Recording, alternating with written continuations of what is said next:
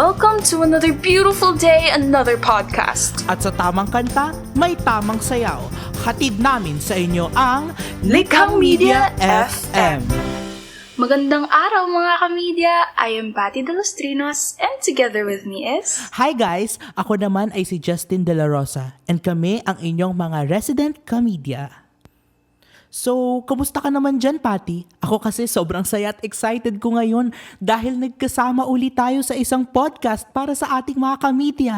Hi mga kamedya! Naku, ako din, sobrang saya ko makakapag-chika na tayo uli. Dahil stay at home tayo because of the COVID-19 pandemic, marami akong na-discover na films and shows online that I actually enjoyed. So anong klaseng shows ba yung pinanonood mo ngayon? Mahilig ako sa western films like Sherlock Holmes, The Witcher, Grey's Anatomy, ganun. Or what about you? Ibang-iba pala yung mga pinapanood ko eh. Kasi I usually watch Asian dramas, yung mga Korean, Chinese, Thai, ganun. Pero syempre bukod doon, nanonood din ako ng mga Filipino shows and films. Sa TV. Ano ka ba? Hindi lang sa TV. Ay, hindi ba? Pati rin sa online, no? Actually, I'm subscribed to this Filipino streaming platform called iWantTFC. Oh, that's a familiar one. Kasi I hear iWantTV and such. Are they the same thing? Actually, according to ABS-CBN, ginawa nila ang iWantTV noong 2010 kung saan nila pinapalabas ulit yung mga teleserye na naipalabas na nila sa TV. But recently, noong 2018, when they rebranded as iWant, they started making original shows and movies yung made exclusively for that platform, kumbaga.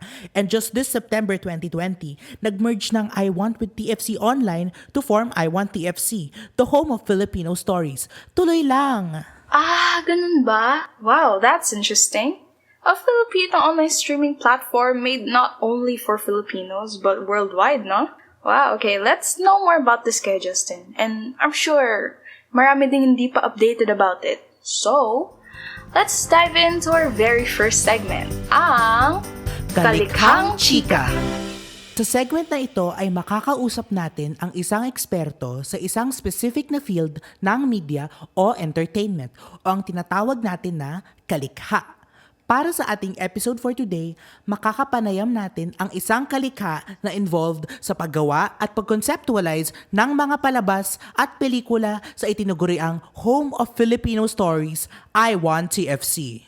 Given that, Justin, let us welcome our kalikha that we are excited and grateful to have right now. The head of creatives of iWantTFC, Mr. Nico Hernandez. Mr. Nico, kumusta naman po tayo? Hello guys, thank you for having me today. I'm very excited to share what I know about iWantTFC. So before anything else po, we, the Likhang Media team, would like to congratulate you po along with the rest of the iWantTFC Creatives team for winning awards in the Asian Academy Creative Awards 2020. Especially po sa inyong iWantTFC original docuseries na The Last Manilaners for winning the Best Documentary Series. Congratulations po, Sir Nico. Well, thank you so much. We're all happy, of course, in ABS-CBN to have made it to the Asian Academy Creative Awards, side by side with all other media companies around the Asia Pacific region. And it's really an achievement for us Filipinos, and we share that to the whole country. Yeah, and since nowadays po, mas nagiging kilala na po ang mga iWantTFC originals in regional award-giving bodies, gusto po naming malaman kung paano po nabubuo ang mga iWantTFC originals. Because right now, we have movies like Glorious and shows like Bagman. We would like to know how are these originals being conceptualized by the creatives team? And how are they different from ABS-CBN-produced teleseries and movies from Star Cinema? I think it's very important to know that iWantTFC is an aggregator of content, meaning we're not just concentrating on ABS-CBN produced programs or movies. No? As much as what we really want in iWantTFC is to open our doors to young creators, to Filipino storytellers out there, that hey guys, you can produce a movie, you can produce whatever you want to produce. Just pitch it to us, and then we'll give you that avenue for you to showcase your work, no? And perfect example dyan yung mga I Want TFC originals. Okay, that the I Want TFC originals are actually produced or together with our partners na mga tinatawag nating mga line producers. So these are external producers from outside ABS-CBN. We partner with them. They pitch to us. We approve the concept for production, and then of course up to the very end. No, we work hand in hand with them in order for us to release whatever man they produce to the iWantTFC platform. And not only for iWant Original. Say for example, ABS-CBN has iWantTFC, but iWantTFC also welcome content from Regal, from Viva, and all other big production companies out there who'd like to put their content on iWantTFC. Opo. And as an avid user of the iWantTFC streaming platform, I've noticed that the original shows and movies there are tackling different issues and stories. Like for example, Mga Batang Pos talks about HIV awareness, and we have Omando, which is a BL, a boys love series, which is different from the usual teleseries and movies produced by ABS-CBN and Star Cinema, right? Right, tama, no? Kasi what we really want in I Want TFC is to, like what I said, no? Not just aggregate content, but of course, become this platform for stories that you won't usually get to see on television. So say for example, Batang Pos is a very sensitive topic, right? And when you see Batang Pos, there will be some parts there that you can't really show on TV, on free TV. So digital, basically, it's our self-censorship na parang, okay, we know that this is not gonna come out because of the of some regulatory board, di ba? Pero sa digital, we're not saying that even if wala tayong regulatory board, that doesn't mean that we don't do self-censorship. So, but good thing about digital is you get to actually create edgy content for the young people, get to tap topics and stories that you won't usually get to see on television, di ba? Kasi syempre, iba naman the core value of TV versus the core values of digital. So, Sir Nico, according to Philippine Star and CNN Philippines, if ever MTRCB pursues their plan to regulate media content online, how would the conceptualization of iWantTFC originals be affected po? Well, I think no, if ever man the government decides to do that, of course we'll comply as any other naman companies in the Philippines, they would definitely comply to what the law is asking us to do, right? Of course, there will be changes when it comes to processing some documents or some a process or going through screening of content. I think it's gonna be tougher and difficult this time, but of course we'll have to do it kasi it's the law. It's the law. If it becomes a law, you know what I'm saying. So we'll just have to comply with that. But for us now, we're just very happy to produce as many content as we can produce for the iWantTFC platform, so we can get to see a lot of stories for the Filipinos around the world. Okay po, so we have the iWantTFC originals, right? Pero sa streaming platform po kasi mismo, kasama din po doon ang mga non-original content like that of ABS-CBN from Dreamscape and Star Creatives.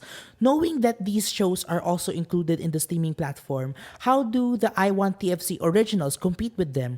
Or do the different creative teams in ABS-CBN support each other just to showcase Filipino-made contents to more people around the world? Well, I don't think naman. I think it's helping us each other within ABS-CBN is composed of many companies within, right? So and one of them is iWantTFC. So say for example, the good thing about OTT platform is it's not appointment viewing. When you say appointment viewing, I have to watch a certain program 7:30 p.m. or 8 p.m. So you don't really have to go through that. What's good about an OTT platform is you get to watch it on demand. Kaya nga natin siya tinatawag na video on demand, right? According to how you want it, to whatever time you want it, then you'll get to see it. And I think it's helping every business in the company. Just say, for example, TV production. Yes, TV production, they produce content that are appointment viewing. You get to see it on TV. But people who didn't get to see it will be able to see it on iWantTFC anywhere or however or whenever they want it. So I think that's a good thing about an OTT platform, no? And it's good because we're helping each other. We have their content, at the same time show their content, and at the same time they promote us, right? So it's a helping relationship, I'd say. Okay, sir. So, provided that all of these come into play for this industry, maaari po ba naming tanungin for the information of those who are aspiring to work in this industry, paano po ba tayo nakaka-earn gawa ng ang media contents na ginagawa ay exclusively para sa iWantTFC? Like, do they earn less when compared to ABS-CBN teleseries and Star Cinema movies? Well, it depends. No, I can't really say much about revenues and finance, right?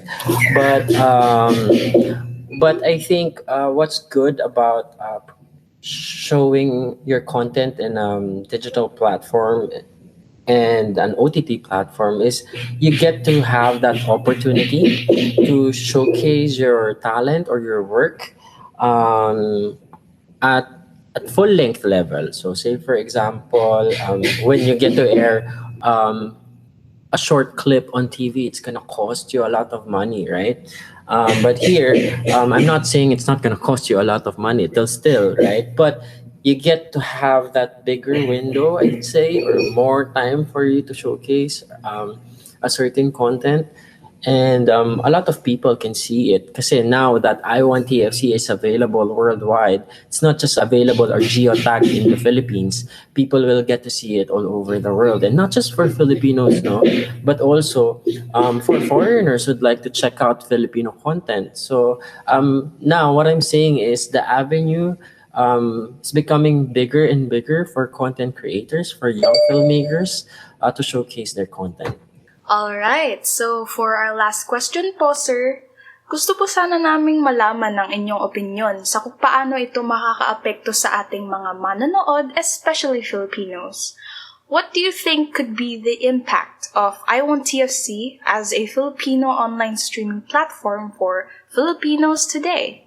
I think what's good, no, about OTT platforms and iWantTFC, I'd say, is you get to see content on your time, on your own schedule, right? On your own calendar, right? So I know a lot of us are very busy, especially for working moms, like the parents there, no, the dads, their kids are very busy with their schooling, right? And they and especially nowadays that I think ABS-CBN not being available just like before, it's difficult now. But here, we're giving you that opportunity to see ABS-CBN content on your free time. And say, for example, you don't have a TV set at home, you can even watch television on your mobile phone using iWantTFC. Kasi we air the Kapamilya channel on iWantTFC. So you just go to the app, and then check out the live channels there. And when you click on the live channels there, that's what's airing on television actually. So we also offer free content for news. So for people na wala pang access sa news when it comes to television, they can check it out on iWantTFC for free. You can watch TV Patrol there and other ANC programs. And also some of the originals we have, we offer them for free, just like Bawal Lumabas ni Kim Chu. We made it available for free so people can see it. So yes. Tama. Actually, I can agree with Sir on that very well. That it really has a big influence on people today. I mean, as you can see, online platforms, especially social media, it's very prevalent and it stands out. Pero, hindi pa tayo tapos mga kamedya. Sigurado ako may mga iba pa kayong gustong tanungin habang andito ang ating wonderful kalikha. Hindi ba, Justin? Correct ka dyan, Pat. Kaya for our next segment, may chance na ang ating mga kamedya na magtanong sa ating kalikha. Ito ang Tanong na, mga kamedya! Ito na ang inyong pagkakataong makausap ang ating kalikha for today. Sa bawat episode, namimili kami ng isang lucky caller, and that lucky caller will be given the chance to ask one question that Justin and I have not asked yet. Kasi for sure, may mga gusto pa kayong malaman na hindi pa nasasagot, hindi ba? Tama! Kaya for this episode, tawagin na natin ang ating lucky caller for today na si Miss Roan. Miss Roan! Hi, Miss Roan! Hi, good afternoon. Yung question ko lang for Nico is, for 2021, ano i-expect ng mga manonood ng iWantTFC? Parang ano, in terms of content and in terms of yung gustong mapanood ng mga viewers. Yes, no. Just like before, no, we'd still continue to produce iWant originals, and that you'll see on iWantTFC. Just like yesterday's Christmas special, we launched titles there. Isa doon is Unloving You featuring Loini. Sila Loisa and si Ronnie. Unloving You is an iWantTFC original also, and then we'll also have Horoscope that you'll see next year. Horoscope is an anthology, an iWantTFC original anthology, wherein you'll see different stories from different zodiac signs, from Leo, from Virgo to Libra to Scorpio. You'll get to see stories of those characters. And also, we will be releasing the latest partnership of Roxanne Ginoo and Joros Gamboa ng Star Circle Quest before, right? A Star Circle. And ang title nun is Hoy Love You. It's also an iWantTFC original. Okay, so thank you very much, Miss Roan. And ang dami nating natutunan sa iWantTFC at sa Filipino-made streaming content in general. Di ba, Pat? Oo, napakadami nating nakolekta sa ating interview. Ngayon, subukan nating pag-aralan, Justin. Let's proceed to our last segment where we tackle our own insights and learnings so far. Tuloy tayo sa Likhang Aral. So, Patty, since mas babad ka sa mga international shows and medyo bago pa sa'yo ang Filipino-made streaming platforms like iWantTFC, anong masasabi mo sa ating episode for today? Sobrang na-impress ako na may gawang Pinoy na din na online streaming platform just like Netflix, which is growing today. For me, it seems like Filipinos are starting to tap on more and more platforms to reach more audiences and spread our creativity in filmmaking. Nakaka-proud kaya? Oo nga, at masasabi talaga natin na may kalidad talaga ang gawang iWantTFC. Kasi gaya nga na nabanggit kanina, ibang-iba talaga ang show sa iWantTFC when compared sa TV and cinemas. Sa iWantTFC kasi mas malawak ang pag-explore ng mga production teams pagdating sa mga themes and messages ng bawat show. So, for sure, malaki ang influence ng media censorship dito. Because alam natin na may certain composition per platform yung audiences nito, right? Kaya hindi basta-bastang naglalabas ng original series agad sa TV. Instead, online streaming platforms provide less limitation for the creatives, no?